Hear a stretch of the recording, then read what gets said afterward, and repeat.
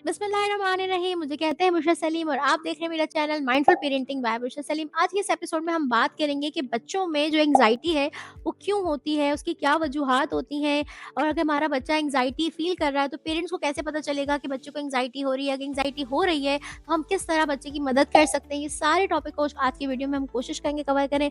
So stay tune, आखिर तक देखें, like and subscribe the video. Thank you so much. Hello everyone, उम्मीद है वीडियो आपको पसंद आ रही होगी। ज़रूर लाइक करें, कमेंट करना ना भूलें और बताएं कि वीडियो कैसी लग रही है। क्या ऐसी चीज़ें जो आप जिस पर आप सुनना चाहते हैं, सब्सक्राइब ज़रूर करें। और अगर आपको पेरेंटिंग जर्नी में प्रॉब्लम्स आ रही हैं, चैलेंजिंग लग रही है, मुश्किल लग रही है, तो here I am. Contact me on my WhatsApp business number, और आप मुझे इंस्टा और फेसबुक पर मैसेज कर सकते हैं या यूट्यूब पर कॉमेंट कर सकते हैं और मुझसे रब्ता करके अपनी पेरेंटिंग जर्नी को खूबसूरत बना सकते हैं। रिव्यूज़ के लिए आप इंस्टाग्राम की हाईलाइट्स चेक कर सकते हैं। Thank you so much. तो सबसे पहले हम बात करते हैं कि एंग्जाइटी जो है वो होती क्या है। तो एंग्जाइटी ये होती है कि जब आपको मुस्तकबिल के ख्याल से या मुस्तकबिल की किसी सोच से आपको डर लगे, और जब आपको डर लग रहा होता है तो आप घबराहट शुरू हो जाती है, आप परेशान होना शुरू होते हैं। यानी बहुत दफ़ा आपने देखा होगा बच्चों को स्कूल ड्रॉप करें तो वो कहते हैं मेरे पेट में दर्द हो रहा है। वो पेट में दर्द जो है वो फिजिकल कोई डिसऑर्डर नहीं होता, कोई मसला नहीं होता, आप डॉक्टर को दिखाते हैं सब ठीक होता है। लेकिन वो एंग्जाइटी होती है जो पेट में उनकी गट में फील हो रही होती है उनको, और वो उनको डरा रही होती है कि क्योंकि स्कूल में या तो टीचर ने डांटा हुआ है या मारा हुआ है, इस तरह की कोई सिचुएशन हुई है जिसकी वजह से बच्चे को एंग्जाइटी हो रही है। तो एंग्जाइटी जो है वो एक नॉर्मल जज्बा है, लेकिन हम एंग्जाइटी को टाइम पे डील नहीं करते तो बहुत ज़्यादा मसले का बाइस बन जाता है। और एंग्जाइटी के जो कॉमन साइंस है वो ये है कि बच्चों को नींद में बहुत इशू होने लगता है। वो अच्छा खासा जो प्रॉपर सो रहे थे, अचानक से उनकी स्लीप जो है वो बहुत डिस्टर्ब हो जाती है। बच्चों के जो है वो पी एक्सीडेंट्स स्टार्ट हो जाते हैं। आपको बहुत दफ़ा मैंने सुना है कि मेरा बच्चा पी ट्रेन भी है, पूप ट्रेन भी, अचानक से जो है बार-बार पी एक्सीडेंट कर रहा है, तो ये बहुत बड़ी अलामत है कि बच्चे को एंग्जाइटी जो है वो बहुत फ़ील हो रही है।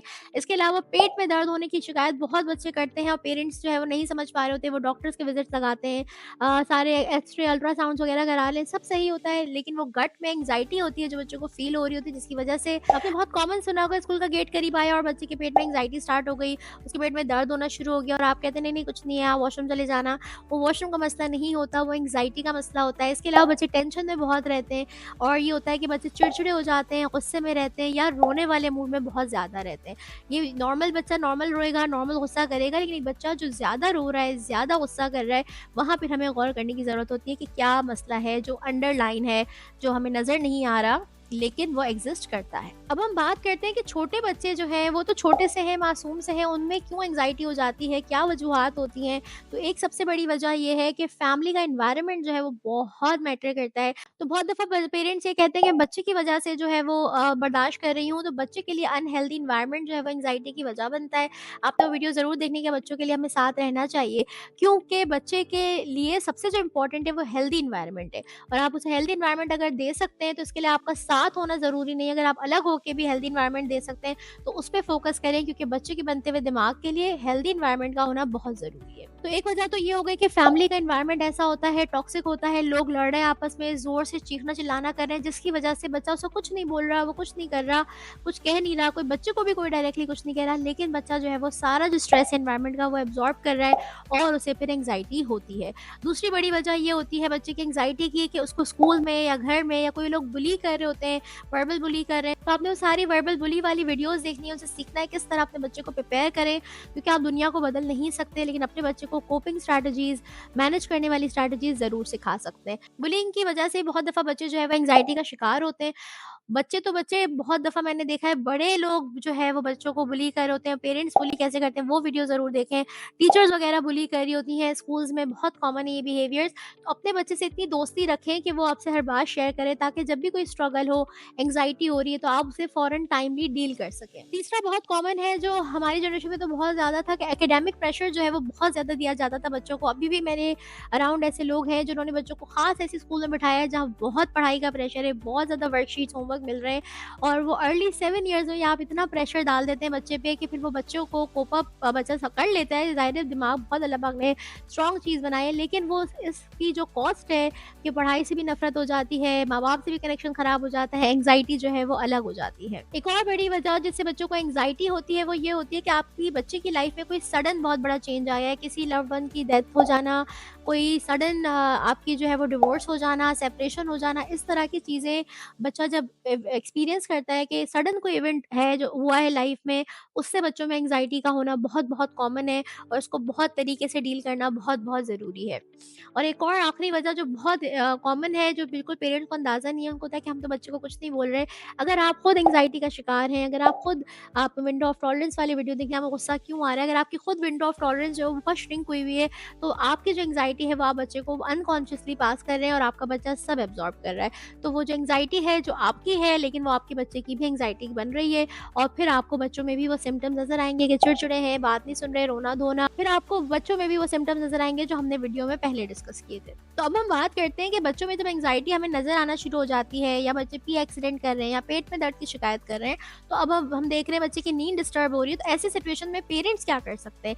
सबसे पहले ये कि आपकी अपने बच्चे से दोस्ती इतनी स्ट्रांग होनी चाहिए, कनेक्शन इतना स्ट्रांग होना चाहिए, इमोशनल नीड्स आप अगर फुलफिल कर रहे होंगे बच्चों की, तो वो बच्चे आपकी सारी बातें ज़रूर सुनेंगे और आपको सारी बातें बताएँगे। जब बच्चे अपनी बातें बताएँ, तो उनकी बातों को वैलिडेट करना है आपने। जब आप बच्चों को शट अप कॉल नहीं देते और उनकी बातों को सुनते हैं, तो वो हर बात आपको बताना शुरू हो जाते हैं। तो जब आपको टाइमली कोई भी इन्फॉर्मेशन मिल जाएगी, तो आप उसे सॉर्ट कर सकेंगे, पहली बात। दूसरी बात, जब आपको कोई टाइमली इन्फॉर्मेशन मिल जाती है, तो आपने बच्चे से क्वेश्चंस पूछने हैं, उसकी फीलिंग्स को वैलिडेट करना है। अब वो बच्चा बोलता है कि मामा आंटी जो है वो गुस्से वाली, तो नहीं बेटा आंटी तो अच्छी है। अगर आप ऐसे करेंगे तो फिर एंग्जायटी तो डील नहीं होगी। आप बोले अच्छा आपको आंटी गुस्से वाली लगती है, आंटी की क्या चीज़ आपको गुस्से वाली लगती है? आंटी जो है बहुत स्कूल्स में टीचर को आंटी बोलते हैं। तो आपने बोला आपको टीचर की कौन-सी बात जो है वो गुस्से वाली लगती है? क्या आंटी ऐसा बोलती हैं जो आपको अच्छा नहीं लगता? किस वक़्त बोलती हैं? तो जब आप बच्चों से बात करेंगे तो आप उसके रूट कॉज़ तक जा सकेंगे कि कहाँ जो है वो किसी भी कनेक्शन में रप्चर हो रहा है। अगर कोई बच्चा बुली कर रहा है, तभी आप बच्चे से बात करेंगे तो आपको पता चलेगा कि क्या जो एक्चुअल मसला है। फिर आप उसको बुलिंग वाली जो वीडियोज़ हैं उसके मैंने सारी टिप्स बताई हैं, फिर आप उस बच्चे को वो सारी ट्रिक्स सिखा सकेंगे। सो बात करना, बच्चे की बात को सुनना और समझना बहुत-बहुत ज़रूरी है, अगर हम चाहते हैं कि टाइमली एंग्जायटी को डील कर सकें। दूसरी बहुत मज़े की चीज़ ये होती है कि अगर आप बच्चों की रूटीन बहुत अच्छी रखते हैं, हर चीज़ का टाइम एक होता है, थोड़ी बहुत फ्लेक्सिबिलिटी आ जाती है, लेकिन वैसे एक रूटीन लाइफ होती है, तो बच्चे जो है वो बहुत ज़्यादा रेगुलेटेड फ़ील करते हैं और एंग्जायटी वगैरह का शिकार नहीं होते। सबसे इम्पोर्टेंट चीज़ बच्चे को एंग्जायटी से बचाने के लिए आपके जो घर का माहौल है वो बहुत अच्छा होना चाहिए, हेल्दी होना चाहिए, एक फ्रेंडली माहौल होना चाहिए, मज़े-मज़े के फैमिली ट्रेडिशंस होने चाहिए, गेम्स होने चाहिए, वीकेंड ट्रिप्स होनी चाहिए, जो भी आपके कैपेसिटी में आप कर सकते हो। ये नहीं है कि आपके पास पैसे नहीं और आप वीकेंड ट्रिप्स सोचा, आप घर में ही खाने को जो है आपने कैंडल लाइट, आज हम फैमिली कैंडल लाइट डिनर करेंगे, आप टेबल के अंदर घुस गए सारे और आपने बोला आज हम टेबल के अंदर बैठ के खाना खाएँगे। तो ये सारी जो चीज़ें ये कनेक्शन के लिए होती है, इसमें कोई पैसे नहीं चाहिए होते।